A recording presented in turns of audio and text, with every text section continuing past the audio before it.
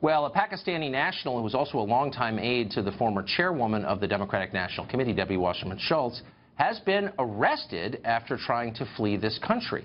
Imran Awan has been charged with felony bank fraud. Awan had been under investigation for months.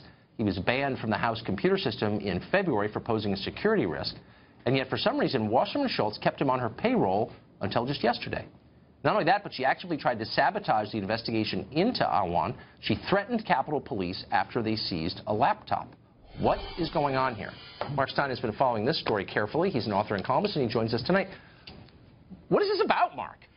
Well, it's about everything that the Democrats and the media have spent months trying to prove that the Russia investigation, so-called, is about. Everything they've looked for and failed to find in the Russia investigation is, in fact, going on under their noses in this particular story. We have computer interference. We have, as you said, a powerful political figure attempting to interfere with a federal investigation, as Debbie Wasserman Schultz did when she threatened the head of the Capitol Police. We have actual criminal elements. This guy was arrested trying to flee the country. We have interference from foreign politicians. These guys were given $100,000 by a prominent Iraqi politician. In other words, everything that they have been looking for in the Russia investigation and failed to find is actually staring them in the face with this mysterious guy. And that's actually before the more obvious problems with the story, which is how does one guy from Pakistan, from Lahore, his wife, their two brothers, and at least one of their sisters-in-law end up providing IT services for dozens of Democrat powerful figures. That in itself is actually pretty unusual. Well, it is. It's an odd story from start to finish, and maybe weirdest is even after this guy was under a public cloud, even after Debbie Wasserman Schultz had threatened, apparently, the Capitol Police looking into it. This is a news story. He worked for her until yesterday? That's what right. was that? Why would she do that?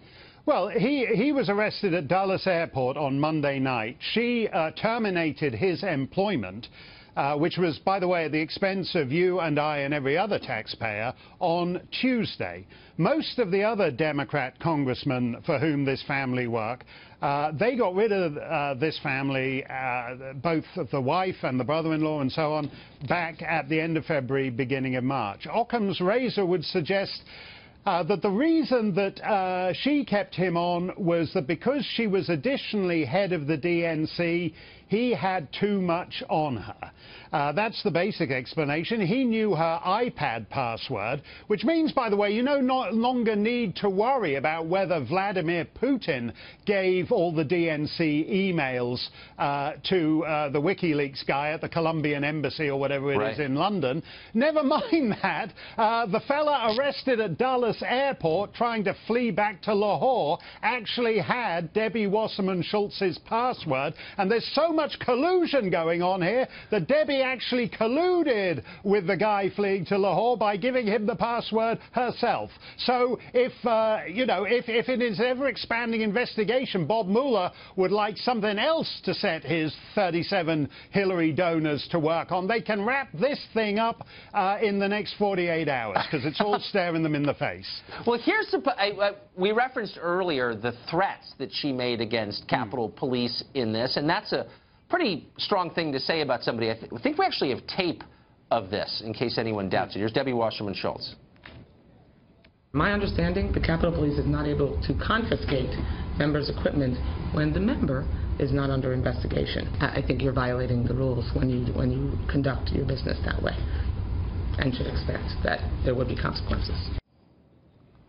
Ooh, right. There will be consequences, says the member of Congress to the person who, in effect, works for her. Yeah, and that's a powerful House committee member threatening law enforcement, saying if you know what's good for you, you're going to return what she calls my laptop, which is in effect a laptop that this guy, the guy who's got borrowing money from Iraqi politicians and whatnot, is in the control and under the supervision of the guy who was arrested. And she's threatening. So again, this isn't like Trump saying obliquely to Jim Comey, can you assure me that my hopes that I will always have your loyalty will be. It's nothing to do with anything as oblique as hope and loyalty. She's saying, give me this piece of evidence in a criminal investigation, or you guys are going to get it. And, she's not a master of the oblique. She's pretty explicit. And what's interesting is this guy, his wife, the brothers-in-law, the brothers and the sister-in-law, they've made $5 million, it's estimated, from providing, because the Democrats, as we know, require highly specialized computer services. Unbelievable. You have to be able to go to Home Depot, buy the biggest hammer, and that costs money. These guys got $5 million, and they're still borrowing money from Iraqi politicians. We're going to get the details in the hearings. Mark, great to see you tonight. Thanks a lot, Tucker.